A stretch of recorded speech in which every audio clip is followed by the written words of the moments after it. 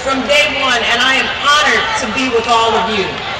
The remarkable men and women that you just saw up here a few moments ago that served on the panel who are mentoring, they've all flown here today, and we're all here because we care so deeply about your futures. Listen up, we care about your future and the future that we all share. That's why we're here. And I know that focusing on the future can be hard when times are tough. And in Detroit, in the state of Michigan, it goes without saying that times here have been tough. For the past several years, it has been tough everywhere in the country. But this city in particular has known its share of hard times. In recent years, you've seen jobs disappear, neighborhoods divide, schools deteriorate more than in any other city in America. And even more recently, you've experienced more grieving than any one city should have to bear. So let me tell you something, the last thing any of you need is someone to come here and tick off statistics to tell you what you already know is going on in your own lives, or to have somebody write another story about what's wrong with Detroit. And let me say, that is not why I'm here. I am here because I know something that I want everyone in America to know. And that there is a brighter, better future ahead for Detroit, for Michigan, for America. And let me tell you why I know this. Because I'm looking at our future right now. It is all of you. I'm looking at it. And it is a beautiful sight. I wanted to come here for the same reason that folks always call and will call this city home.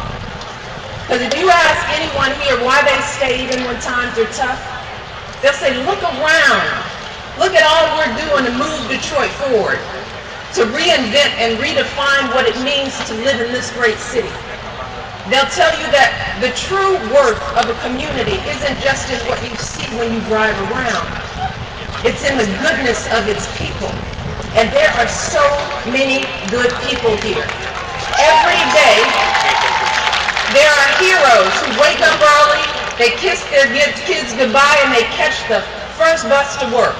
Everywhere there are young people who are working hard, and they're getting good grades, and they're helping their families. Everywhere there are neighbors who are rolling up their sleeves and taking care of their neighborhoods in their spare time. There are students everywhere here who stay up late just to earn their degrees. Thousands and thousands of good people who love this city, who are proud of their community, and believe there is no action too small or too simple to make a difference.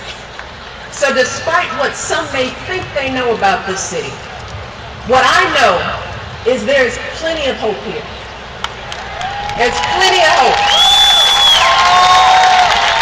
Because what you all have to know is despite everything that's changed here, this is still the city where men clocked in the factories every day and built from scratch the greatest middle class the world has ever known.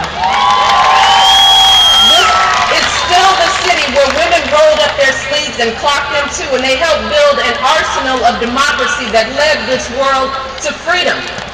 And this is still a city of brave, bold, and determined Americans, a city where clever and courageous people come up with fresh new ideas to reimagine and revitalize life here each and every day. So our next chapter, Detroit's next chapter, Michigan's next chapter, America's next chapter is waiting to be written. And it will be written by each and every one of you. Because your future, your city's future, this country's future will look exactly like what each of you wants it to look like. And that's what I believe. And that's why I am here. Young people, I am asking you to embrace that responsibility to be our future. Now let me tell you, I know that is a lot to ask, given all that many of you have been through. After all, the truth is, young folks, you didn't do anything to get our economy in the state it's been in. You all didn't make the decisions that brought us to this point. I know that. So you have every right to say in your mind, it's not my fault. What can I do? I got enough to worry about. No one will blame you for feeling like no one's listening, like you've been given up on.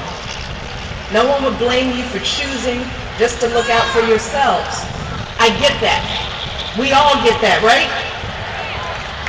But I hope, of all hopes, that you don't feel that way. Because there is a real truth out there, and that is there are a lot of people listening. I am listening.